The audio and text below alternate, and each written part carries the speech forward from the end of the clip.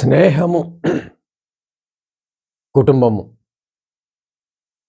రెండిటి పట్ల బాధ్యతగా ఉండడం చాలా ముఖ్యమైనది. కుటుంబాన్ని ప్రేమించటం, కుటుంబం పట్ల బాధ్యతగా ఉండడం సహజంగా మనకి ఏర్పడేటువంటి అనుబంధం. కుటుంబం తర్వాత ముఖ్యమైనది స్నేహం. స్నేహం పట్ల కూడా బాధ్యతగా ఉండడం చాలా అవసరం. కుటుంబ సభ్యులతో ప్రేమానుబంధాలతో ఉండడం, ఒకరి కోసం ఒకరు ఉన్నట్టుగా ఉండడం అనేది చాలా అవసరం. అలాగే వాళ్ళకేదైనా సమస్య వచ్చినప్పుడు, కష్టం వచ్చినప్పుడు ఆ కష్టంలో సహకరించడం, ఆ కష్టం నుంచి బయటపడేలా ప్రయత్నం చేయడం, ఆ కుటుంబ సభ్యులుగా ప్రతి సభ్యుడికి కూడా అది బాధ్యత. బయట ఎన్ని విషయాలైనా ఉండొచ్చు. బయట ఎన్ని ఆసక్తులైనా ఉండొచ్చు. కానీ ముందు కుటుంబంలో వచ్చినటువంటి సమస్యను పరిష్కరించుకునే దిశగా ముందు బాధ్యత తీసుకోవాలి. కుటుంబ సభ్యుల్లో ఎవరిని కూడా తక్కువగా చూడడానికి వీల్లేదు. సాధారణంగా తెలివిగల వాళ్ళకి ఎక్కువ విలువ, కొద్దిగా తెలివి తక్కువగా ఉన్న వాళ్ళకి తక్కువ విలువ ఇవ్వడం అనేది సమాజంలో మనం చూస్తాం. సమర్థులకి ఎక్కువ గౌరవం, కొద్దిగా అసమర్థులకి తక్కువ గౌరవం ఇవ్వడం మనం చూస్తూ ఉంటాం. అలాగే విలువ విషయంలో కూడా తెలివిగల వారికి సమర్థులకు ఎక్కువ విలువ ఇవ్వడం, కొద్దిగా తెలివి అంతగా పెరగని వాళ్ళు, అమాయకంగా ఉన్నవాళ్ళు వాళ్ళకి తక్కువ విలువ ఇవ్వడం మనం చూస్తూ ఉంటాం. సమాజం అలా ఇవ్వడం ఎలా ఉన్నప్పటికీ కూడా ఇంచేతంటే సమాజంలో విలువ, తెలివి, సామర్థ్యము వీటిని బట్టి ఉండొచ్చు. ధనము, ముఖ్యంగా ధనము వీటిని బట్టి ఉండొచ్చు. అది సమాజానికి కనపడేవి అవి మాత్రమే. సమాజానికి వ్యక్తికి ఉన్న అనుబంధం ఎక్కువ వీటిని బట్టే ఉంటుంది. వాడు ధనవంతుడా, లేదంటే తెలివిగలవాడా, సమర్థుడా, వీటిని బట్టి గౌరవం సమాజం ఇస్తుంది, సన్మానాలు చేస్తుంది. ఎందుకంటే కొద్దిగా తెలివి తక్కువ వాళ్ళని, కొద్దిగా అసమర్థుల్ని, కొద్దిగా అమాయకుల్ని, వెనుకబడిన వాళ్ళని సమాజం పెద్దగా పట్టించుకోదు. కానీ ఇక్కడ కుటుంబం అలా చేయడానికి వీల్లేదు. కుటుంబంలో తెలివిగల వాళ్ళకి గౌరవం ఇచ్చి, కొద్దిగా తెలివి తక్కువగా ఉన్న వాళ్ళకి అగౌరవపరచడం, విలువపరచడం, విలువ తక్కువగా చేయటం చేసినట్లయితే, ముఖ్యంగా ఇంట్లో తల్లిదండ్రులు, ఇంట్లో ఏ గౌరవం, ఏ విలువ వీళ్ళు ఇవ్వడం అలవాటు చేస్తారో, అదే గౌరవం రేపు సమాజంలో కూడా వాళ్ళకి దొరుకుతుంది. అదే గౌరవం సమాజం కూడా ఇస్తుంది. అంటే ఇంట్లో గౌరవం లేకపోతే సమాజంలో కూడా గౌరవం ఉండదు. ఇంట్లో విలువ లేకపోతే సమాజంలో కూడా గౌరవం ఉండదు. సమాజంలో కూడా విలువ ఉండదు. ఇంట్లో తేలిగ్గా చూస్తే, చులకనగా చూస్తే, పలుచనగా చూస్తే సమాజంలో కూడా జనం ఆ దృష్టితోనే ఉంటారు. ఎందుకంటే ఇతని మీద ఆ వ్యక్తిత్వం ముద్ర పడిపోతుంది. అందుకని సమాజం వేరు, ఇల్లు వేరు. అంచేత ఇంట్లో సమానత్వం ఉండాలి. సామర్థ్యము లేదా అసమర్థత, లేదంటే తెలివి తక్కువతనం, తెలివిగలతనం, ఈ క్వాలిటీస్ అన్నీ కూడా తల్లిదండ్రులను బట్టి, ఆధారపట్టి పిల్లలకొస్తాయి. వాళ్ళ వ్యక్తిత్వాన్ని బట్టి, వాళ్ళ తెలివితేటలను బట్టి, వాళ్ళ సామర్థ్యాలను బట్టి, వాళ్ళ పెంపకం సమర్థవంతంగా ఉన్నట్లయితే పిల్లల్లో కూడా సమర్థవంతంగా సామర్థ్యం పెరిగే అవకాశం. వాళ్ళు నిర్లక్ష్యంగా వాళ్ళ పనుల్లో పడిపోయి, వాళ్ళ గొడవల్లో పడిపోయి, వాళ్ళు కీచులాడుకుని, వాళ్ళే ఒకళ్ళ గురించి ఒకళ్ళు నిరంతరం కీచులాడుకుంటూ, ఒకళ్ళనొకళ్ళు పట్టించుకునే పరిస్థితిలో అక్కడ పెరిగినటువంటి పిల్లలు అనేక మానసిక సమస్యలకు గురే అవకాశం ఉంటుంది. అది తట్టుకుని కొద్దిగా అవేర్‌నెస్‌తో ఉండడం అనేది కష్టమైనటువంటి పని ఆ చిన్నతనంలో. ఎందుకంటే ముందు ఫస్ట్ యూనివర్సిటీ, ఇల్లు కాబట్టి అక్కడ సరైనటువంటి శిక్షణ జరిగి తీరాలి. ఈ బాధ్యత అనేది ఫ్యామిలీలో తల్లిదండ్రులు నెరవేర్చవలసినటువంటి బాధ్యత. ఎందుకంటే పిల్లల భవిష్యత్తుకి సంబంధించింది. కనటం సహజం. దంపతులకి పిల్లలు కనడం అనేది సహజమైనటువంటి పరిస్థితి. కానీ సరిగ్గా పెంచడం అనేది ప్రయత్నించి చేయవలసింది. వాళ్ళకి ప్రేమను అందించడం, ఆప్యాయతను అందించడం,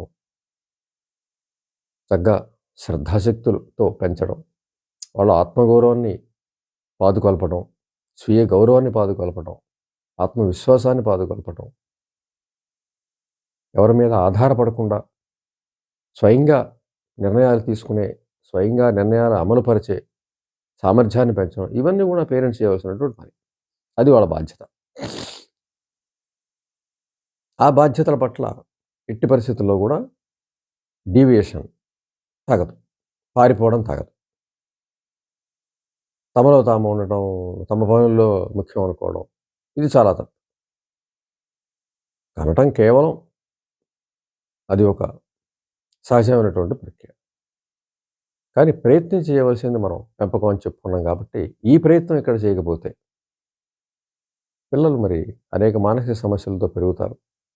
ఎదుగుతున్న కొద్దీ అదే మానసిక సమస్య, అదే అభద్రత, ఆత్మవిశ్వాసాలేమి, ఎక్కువ ఆధారపడడం, నిర్ణయాలు తీసుకోలేకపోవడం. వీటితో సమాజంలోకి వెళ్ళినట్లయితే సమాజం కూడా విలువ ఇవ్వదు. వ్యక్తిని దూరంగా పెడుతుంది. పక్కన పెట్టేస్తుంది. ఇంట్లో వేదనతో బయటికెళ్ళినటువంటి అటువంటి వ్యక్తికి, అంటే ఇల్లు బాధ్యత వహించినటువంటి వ్యక్తికి బయట చాలా కష్టాలు ఎదుర్కోవాల్సి ఉంటుంది. సమాజం కూడా బాధ్యత వహించదు.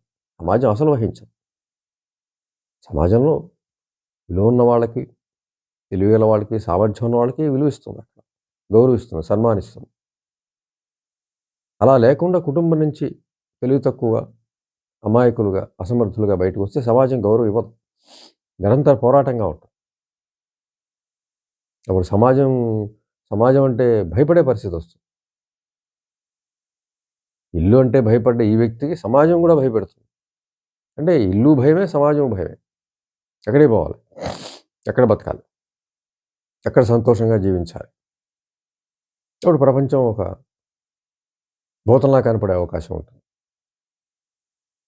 అంచేత తల్లిదండ్రులు కుటుంబ సంబంధాల పట్ల, పిల్లల పట్ల సరైనటువంటి బాధ్యత వహించాలి. అలాగే పిల్లల్లో కూడా ఆ విధమైనటువంటి బాధ్యత తీసుకునే క్రమాన్ని పెంచి పోషించాలి. స్వార్థపరులుగా పెంచకూడదు. స్వార్థపరులుగా పెంచితే వాళ్ళ పని వాళ్ళు చూసుకుని కుటుంబాన్ని పట్టించుకునే పరిస్థితి వస్తుంది. కుటుంబాన్ని పట్టించుకొని సమాజాన్ని పట్టించుకోడు, దేశాన్ని పట్టించుకోడు. ఒక బాధ్యత తీసుకోవడం అలవాటు చేస్తే ఎల్లవేళలా ఎక్కడైనా బాధ్యత తీసుకుంటాడు. కుటుంబంలో ఒకరికి బాధ్యత తీసుకునే గుణం అలవడితే అతను కుటుంబం బాధ్యత తెల్లారి వహిస్తాడు. కుటుంబ బాధ్యత వహించగలవాడు తెల్లారి సమాజ బాధ్యత కూడా వహిస్తాడు. సమాజంలో ఏమైనా సమస్య వచ్చినా కూడా బాధ్యత వహిస్తాడు. ఒక వ్యక్తి ఆ విధమైన బాధ్యతలు తీసుకోవడం అలవాటైతే, అలాగే వాళ్ళ తమ్ముడు బాధ్యత, చెల్లెల బాధ్యత తీసుకునే అవకాశం ఉంటుంది. రేపు తర్వాత తల్లిదండ్రుల బాధ్యత తీసుకునే అవకాశం ఉంటుంది. ఆ బాధ్యత చిన్నప్పుడు నువ్వు నేర్చుకున్నట్లయితే. అతి ప్రేమతోటి, అతి గారాబంతోటి వాళ్ళకి నచ్చినట్లుగా పెంచేసి, డబ్బుందని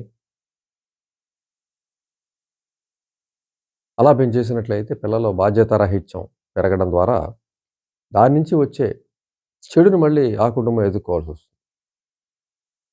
కాబట్టి పిల్లలకి ఆ బాధ్యత నేర్పడం అనేది బాల్యంలో ఎంచేతంటే పుట్టినప్పటి నుంచి ఒక 5 ఏళ్ల పాటు తల్లిదండ్రుల అదుపులో ఉండే పరిస్థితి ఉంటుంది. తల్లిదండ్రులే ప్రపంచంగా ఉండే పరిస్థితి ఉంటుంది. వ్యక్తిత్వం తీర్చిదిద్దే సమయం అది.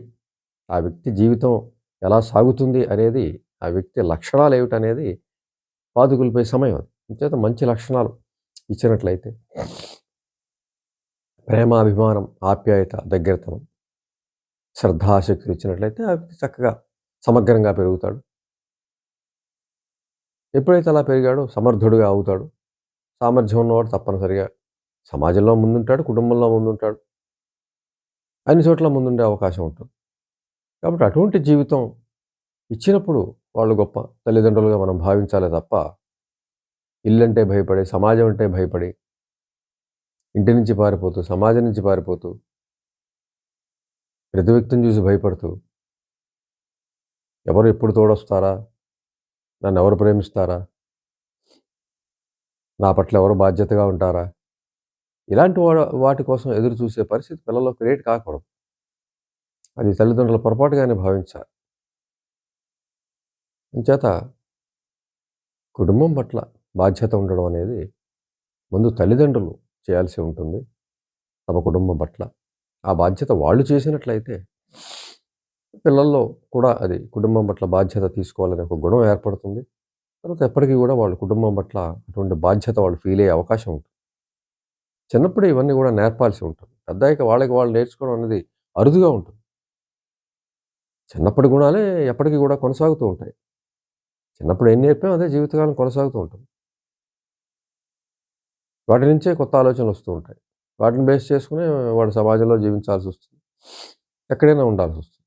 కాబట్టి కుటుంబ సంబంధాల పట్ల బాధ్యత, అలాగే స్నేహం గురించి చెప్పుకున్నాం. స్నేహితుల పట్ల కూడా బాధ్యత ఉండాలి.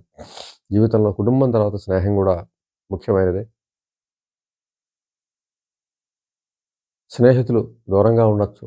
ఏదైనా పంతాలొచ్చినప్పుడు మళ్ళీ వాడి దగ్గరికెళ్ళకూడదు. మళ్ళీ వాడి మొహం చూడకూడదు. ఇటువంటి నిర్ణయాలు తీసుకోవడం అనేది చాలా మందిలో చూస్తాం. అది చాలా తప్పు. ఎంచేతంటే ఒక స్నేహం నిర్మాణం కావడానికి సమయం పడుతుంది. ఎంచుకోవడానికి ఒక్క క్షణం. అంచేత అక్కడ కూడా స్నేహం పట్ల కూడా ఒక బాధ్యతగా ఉండాలి. స్నేహితుల పట్ల కూడా ఒక బాధ్యతగా ఉండాలి. అందులో మంచి స్నేహాలు, చెడు స్నేహాలు మనం చూసుకుని చెడు స్నేహాన్ని దూరంగా పెట్టాలి. లేదంటే జీవితకాలం చెడు స్నేహాలు చాలా బాధించే అవకాశం ఉంటుంది. కాబట్టి మంచి స్నేహాల్ని మనం వెతుక్కోవాలి, కల్పించుకోవాలి. వాటిని బాధ్యతగా నిలబెట్టుకోవాల్సిన బాధ్యత కూడా ఉంటుంది. ప్రతి చిన్నదానికి అలగటం, ప్రతి చిన్నదానికి పోగొట్టుకోవడం, ఏదో మాట అన్నాడని వదిలేయటం ఇవన్నీ తగవు. వాటి గురించి సంబంధించి తర్వాత వాటితో స్నేహితులతో చర్చించి దానిలోంచి తీసుకోవడం అనేది ఒక విషయం. అంచేత బాధ్యతగా ఉండడం అనేది మనసులో మనం పెట్టుకున్నట్లయితే స్నేహాలు కూడా శాశ్వతంగా ఉంటాయి.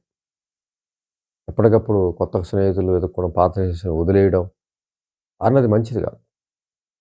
ఇప్పుడు కూడా ఒక మంచి స్నేహితుడు కలిసాక వాడు జీవితకాలం మనతో తోడున్నట్లయితే మనకు ఆస్తే అది. మానసికమైనటువంటి ఆస్తి. సిగలుగా పొలాలు, పుట్రలు ఇవి కాదు. మానసికమైనటువంటి ఆస్తి. మనసు చాలా భద్రతగా ఉండేటువంటి పరిస్థితి.